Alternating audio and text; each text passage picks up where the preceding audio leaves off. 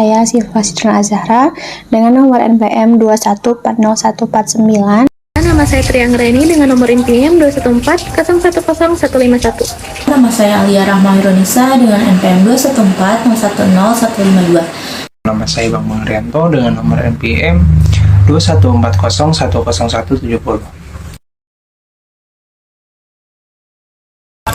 Saham itu apa sih? Saham dapat diartikan sebagai tanda penyertaan modal seseorang atau pihak atau badan usaha pada suatu perusahaan atau perseorangan terbatas.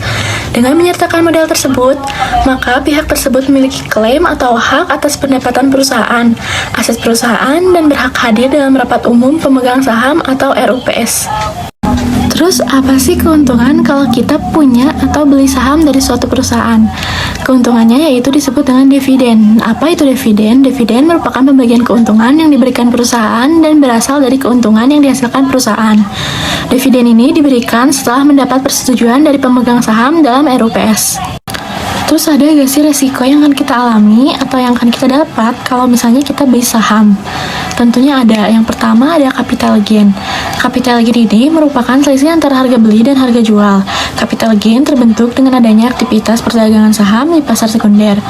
Contohnya kayak gimana? Misalnya kita membeli saham perusahaan Indofood dengan harga per sahamnya itu 3.000. Kemudian kita menjualnya menjadi 3.500 per saham. Yang berarti per modal tersebut mendapatkan capital gain sebesar Rp500 untuk setiap saham yang dijualnya. Ini merupakan risiko positif yang akan kita dapat kalau misalnya kita belum beli saham. Tapi tentu juga ada risiko negatifnya, yaitu capital loss atau kebalikan dari capital gain, yaitu suatu kondisi di mana kita menjual saham lebih rendah dari harga yang awalnya kita beli.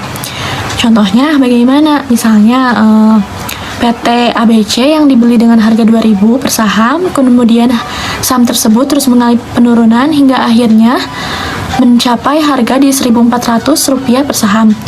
Karena takut harga saham itu terus turun, kita memilih untuk menjualnya saja di harga Rp1.400. Nah, sehingga kita mendapat kerugian sebesar Rp600 per saham. Nah, ini biasa disebut dengan capital loss.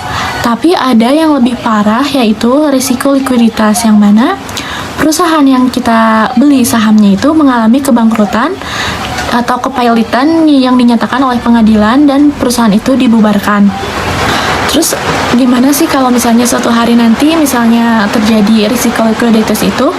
Dalam hal ini, hak klaim dari pemegang saham mendapat prioritas terakhir setelah seluruh kewajiban perusahaan dapat dilunasi, atau dari hasil penjualan kekayaan perusahaan. Jika mendapat sisa dari hasil penjualan kekayaan perusahaan tersebut, maka sisa tersebut dibagi secara proporsional kepada seluruh pemegang saham.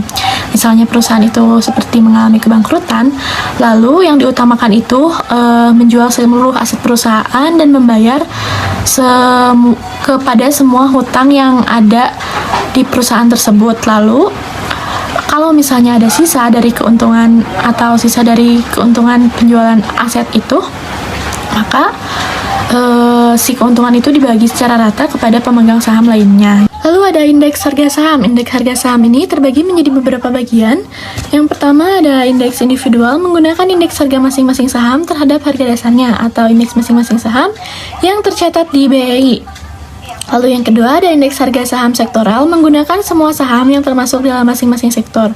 Di BEI ini indeks sektoral terbagi atas 9 sektor, yaitu pertanian, pertambangan, industri dasar, aneka industri, konsumsi, properti, infrastruktur, keuangan, perdagangan dan jasa, serta ada manufaktur. Lalu indeks harga saham gabungan atau IHSG atau Composite Stock Price Index, menggunakan semua saham yang tercatat sebagai komponen perhitungan indeks. Lalu ada indeks LQ45, yaitu indeks yang terdiri dari 45 saham pilihan dengan mengacu kepada dua variabel, yaitu likuiditas perdagangan dan kapitalisasi pasar. Setiap 6 bulan terdapat saham-saham baru yang masuk ke dalam LQ45 tersebut. Lalu ada indeks syariah atau JII, Jakarta Islamic Index. JII ini merupakan indeks yang terdiri dari 30 saham mengakomodasi syariat investasi dalam Islam atau indeks yang berdasarkan syariat Islam. Dengan kata lain, dalam indeks ini dimasukkan saham-saham yang memenuhi kriteria investasi dalam syariat Islam. Oh Menurut Scopelese dan Eugene, dividen merupakan pembagian laba kepada pemegang saham atas keuntungan yang berhasil didapatkan perusahaan, baik itu keuntungan dari periode sebelumnya atau yang sedang berjalan. Dividen adalah bagian dari keuntungan perusahaan yang dibagikan kepada para pemegang saham. Sebagai investor yang membeli suatu saham, tentunya akan mengharapkan sebuah keuntungan yang mendapatkan laba yang besar. Pembagian laba untuk pemegang saham berdasarkan saham yang dimiliki. Itulah arti dividen saham secara umum. Dengan kata lain, arti dividen adalah hasil yang dibayarkan oleh perusahaan kepada para pemegang saham dalam bentuk saham dan uang tunai. Tingkat pengembalian sendiri adalah salah satu hal yang diharapkan ketika kita berinvestasi di saham. Bentuk return dalam investasi saham dibagi menjadi dua, yaitu capital gain dan dividen. Capital gain merupakan selisih harga jual dikurangi harga beli. Sebagai contoh, jika kita membeli suatu saham dari perusahaan nasional dengan harga 5.500 dan dijual seharga 6.000, maka capital gain yang diperoleh adalah 500 per lembar saham, atau presentasinya adalah 9%. Sementara return dalam bentuk dividen memiliki arti dividen, bagian dari keuntungan perusahaan yang dibagikan kepada pemegang saham. Sebagai investor yang membeli suatu saham, tentunya berharap perusahaan tersebut mengalami keuntungan atau laba. Jenis dividen terbagi menjadi 3. Yang pertama ada dividen tunai, merupakan metode paling umum untuk pembagian keuntungan, dibayarkan dalam bentuk tunai dan dikenai pajak pada tahun pengeluarannya. Dividen saham, cukup umum dilakukan dan dibayarkan dalam bentuk saham tambahan, biasanya dihitung berdasarkan proporsi terhadap jumlah saham yang dimiliki. Yang ketiga ada dividen properti, dibayarkan dalam bentuk aset. Pembagian dividen dengan ini jarang dilakukan. Selanjutnya ada prosedur pembagian dividen saham. Yang pertama ada declaration date.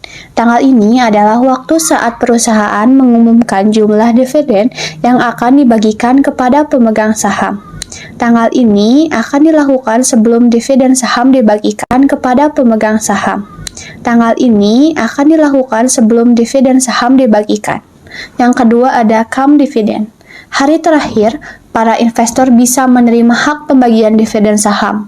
Pada hari ini, investor yang masih memegang saham dari perusahaan bersangkutan, maka berhak untuk mendapatkan saham sesuai yang dijanjikan oleh perusahaan. Yang ketiga ada ex-dividend, waktu perdagangan saat investor tidak lagi mendapatkan hak dividen. Oleh sebab itu, dianjurkan untuk melakukan pembelian saham sebelum cum dividend. Kemudian ada pencatatan. Saat tanggal pencatatan dimulai, maka perusahaan akan melakukan pendataan terhadap siapa saja yang memegang saham perusahaan tersebut dan berhak mendapatkan dividen. Apabila ada pemegang saham yang membeli saham saat atau setelah ex-dividend, maka investor tersebut berhak mendapatkan dividen di tahun depan atau periode selanjutnya. Yang terakhir ada pembayaran dividen. Itu merupakan hal-hal atau waktu yang dinantikan oleh para pemegang saham, yaitu saat dividen dibagikan. Seperti yang teman-teman ketahui, obligasi adalah suatu surat berharga berupa pengakuan atau pernyataan utang yang diterbitkan oleh perusahaan penerbit, baik perusahaan swasta maupun pemerintah. Sederhananya, ketika pemerintah akan membuat suatu proyek, tetapi mereka tidak mempunyai dana yang cukup untuk melaksanakan proyek tersebut. Nah, untuk itu pemerintah bisa meminjam dana terlebih dahulu kepada masyarakat dalam kurun waktu tertentu, biasanya berkisar 1-10 tahun. Dan nantinya ketika dana tersebut dikembalikan kepada masyarakat, terdapat bunga yang akan masyarakat dapatkan selain dana pokok dari pinjaman tersebut. Terdapat 4 karakteristik obligasi. Yang pertama adalah nilai obligasi, yang kedua kurun waktu obligasi, yang ketiga coupon rate dan principal rate, serta jadwal pembayaran. Yang pertama adalah nilai obligasi. Nilai obligasi atau yang biasanya disebut jumlah emisi obligasi adalah informasi perihal jumlah dana yang diperlukan sebagai pendasaran mendapatkan utang dari investor atau kita masyarakat sebagai peminjam.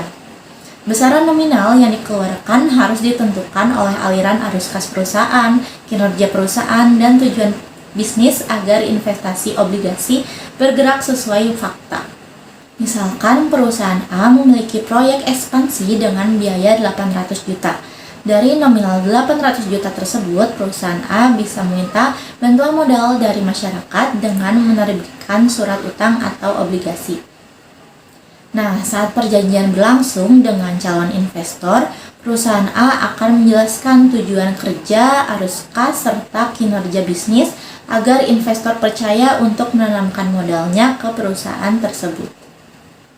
Yang kedua adalah kurun waktu obligasi. Obligasi adalah instrumen investasi yang memiliki rentang waktu mulai dari 1 tahun hingga 10 tahun. Namun, secara umum jatuh tempo surat obligasi adalah 5 tahun. Para investor lebih memilih surat utang jangka pendek sebab mempunyai tingkat risiko yang lebih rendah. Yang ketiga adalah coupon rate dan principal rate. Principal rate adalah nominal dana yang perlu dibayarkan oleh penerbit obligasi pada pemegang obligasi saat masa jatuh tempo. Sedangkan coupon rate adalah tingkatan bunga yang harus dilunasi penerbit obligasi pada pemegang obligasi per tahun. Biasanya coupon rate ini berkisar 8-10%. Yang keempat adalah jadwal pembayaran. Agar sesuai dengan perjanjian, penerbit obligasi perlu membayarkan bunga secara berkala. Biasanya bisa per trimester, per semester, per triwulan sekali, atau bahkan bunga tersebut dibayarkan secara lunas saat tahun jatuh tempo obligasi. Jenis obligasi. Jenis obligasi terbagi berdasarkan beberapa kategori, yaitu berdasarkan nominalnya, berdasarkan penerbitnya, sistem pembayaran bunga obligasi, serta berdasarkan imbal hasil yang didapatkan. Yang pertama berdasarkan nominal obligasi, yaitu obligasi konvensional dan retail. Obligasi konvensional merupakan surat utang yang menyimpan jumlah nominal sangat besar, yakni berkisar 1 miliar untuk setiap slot. Sebaliknya, obligasi retail merupakan surat utang yang mempunyai total nominal kecil hanya sekitar 1 juta saja. Yang kedua, berdasarkan penerbit obligasi. Apabila ditilik dari penerbitnya, investasi obligasi terbagi menjadi 3, yaitu corporate bonds, government bonds, dan municipal bonds. Yang pertama, corporate bonds. Surat obligasi jenis ini diterbitkan oleh perusahaan seperti pemerintah atau BUMN, serta perusahaan swasta dengan rentang waktu 1 tahun. Kemudian government bonds. Surat obligasi jenis tersebut dikeluarkan oleh pemerintah. Surat pertama diterbitkan di Indonesia pada bulan Agustus tahun 2006. Contoh obligasi government bonds ada 4, yaitu obligasi negara retail Indonesia atau ORI, kemudian sukuk retail, saving bond retail, serta sukuk tabungan. Dan yang ketiga adalah municipal bonds. Surat obligasi jenis ini diterbitkan oleh pemerintah daerah sebagai modal program pembangunan yang berhubungan dengan kepentingan publik. Kemudian jenis obligasi yang ketiga yaitu berdasarkan sistem pembayaran bunga obligasi. Yang pertama, zero coupon bond. Zero coupon bond adalah ragam surat utang tanpa nilai kupon, sehingga tidak ada yang dilunasi secara berkala. Secara umum, investor yang berinvestasi pada jenis ini akan mendapat keuntungan dari selisih harga jual diskonto serta harga awal surat saat jual beli. Tenornya pun berbeda-beda, yaitu mulai dari 1 hingga 10 tahun. Jadi kita yang menentukan dan menyepakati dengan penerbit obligasi. Yang kedua, obligasi kupon. Obligasi kupon adalah surat utang yang membayar kupon atau bunga secara berkala hingga masa akhirnya. Yang ketiga adalah obligasi fixed coupon atau kupon tetap.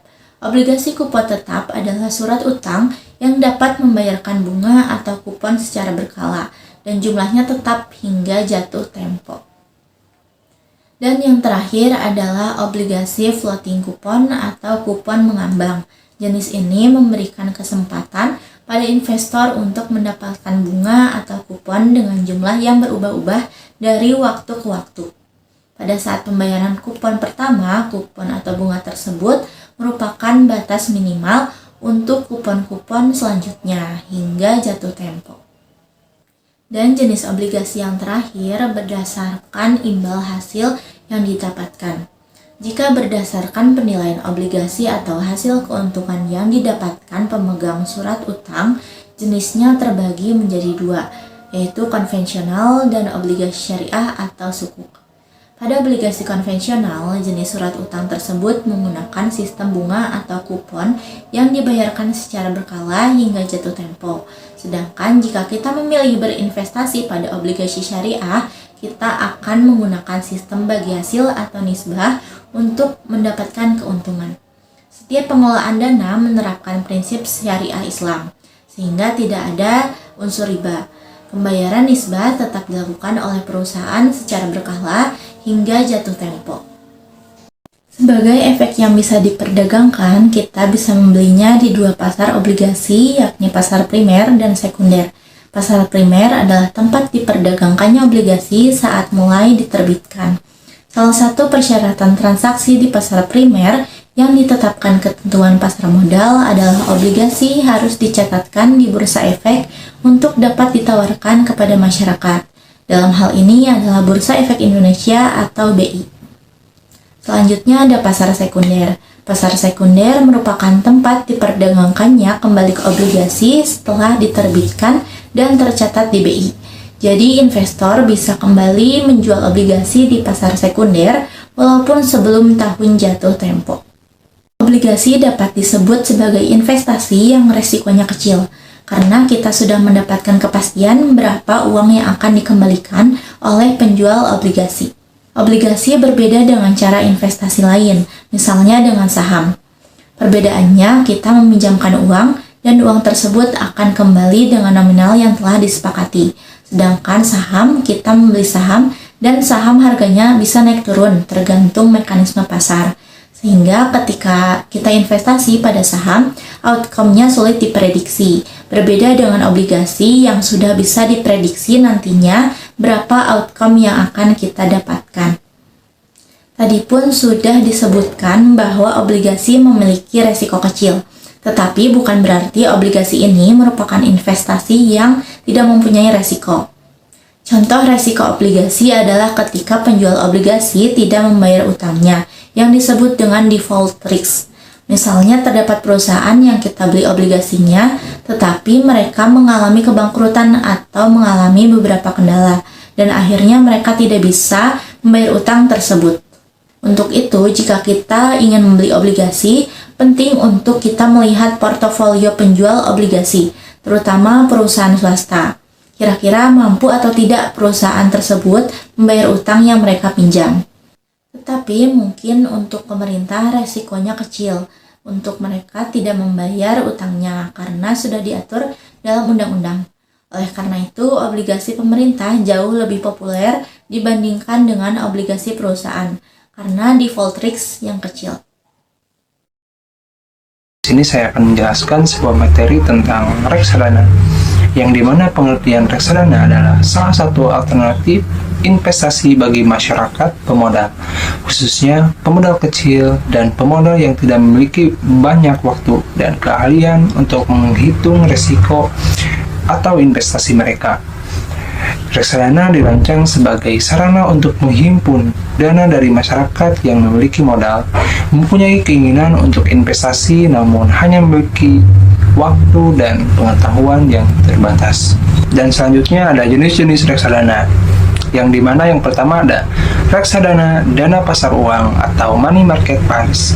Reksadana jenis ini hanya melakukan investasi pada efek bersifat utang dengan jatuh tempo kurang dari 1 tahun.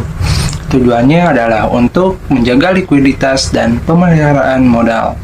Dan yang kedua ada reksadana pendapatan tetap atau fixed income funds. Reksadana jenis ini melakukan investasi sekurang-kurangnya 80% dari aktifanya dalam bentuk efek bersifat utang. Reksadana ini memiliki risiko yang relatif lebih besar dari reksadana pasar uang. Tujuannya adalah untuk menghasilkan tingkat pengembalian yang stabil. Dan yang ketiga ada reksadana campuran. reksadana jenis ini melakukan investasi dalam efek bersifat ekuitas dan efek bersifat utang. Dan yang terakhir ada reksadana saham atau equities funds. Reksadana yang melakukan investasi sekurang-kurangnya 80% dari aktifannya dalam bentuk efek bersifat ekuitas. Karena investasinya dilakukan pada saham, maka risiko lebih tinggi dari dua jenis reksadana sebelumnya, namun menghasilkan tingkat pengembalian yang tinggi. Keuntungan dan kerugian reksadana. Kenapa harus investasi di reksadana? Yang pertama, mudah. Dikelola oleh manajer investasi profesional, berlisensi, terdaftar, dan diawasi oleh OJK. Cocok untuk investor pemula. Dan yang kedua, praktis. Investor bisa bertransaksi secara online, kapanpun dan dimanapun. Dana bisa dicairkan kapan saja. Dan yang ketiga, murah. Reksadana di MOS, plan terjangkau, bisa dibeli mulai dari 10.000. Dan yang keempat, diversifikasi risiko. Dengan berinvestasi di reksadana, risiko investasi yang dihadapi investor menjadi terbagi ke beberapa portofolio efek sehingga dapat memperkecil risiko. Dan yang terakhir, bebas pajak. Imbal hasil dan dana dari hasil penjualan unit yang diterima investor sudah bersih dan tidak dipotong pajak. Tapi, ada risiko investasi reksadana yang harus Anda pahami. Yang pertama, risiko menurunnya NAB terjadi apabila ada penurunan nilai unit penyertaan akibat perubahan kondisi pasar. Dan yang kedua, risiko likuiditas terjadi apabila ada pencairan unit serentak oleh sebagian besar pemegang unit. Manajer investasi akan kesulitan menyediakan uang tunai dengan segera. Dan yang ketiga, risiko wan prestasi terjadi apabila dalam kondisi luar biasa penerbit surat berharga yang menjadi objek investasi reksadana mengalami kegagalan dalam memenuhi kewajibannya. Dan yang terakhir, risiko pembubaran terjadi apabila NAB reksadana kurang dari jumlah minimum yang ditetapkan atau diperintahkan OJK untuk dibubarkan. Dan yang selanjutnya, cara kerja reksadana. Reksadana adalah model investasi dengan cara mengumpulkan dana yang Anda miliki untuk dikelola dalam berbagai instrumen seperti saham, obligasi, instrumen keuangan lainnya. Cara investasi reksadana bekerja adalah dengan mempercayakan uang yang kita miliki kepada manajer investasi.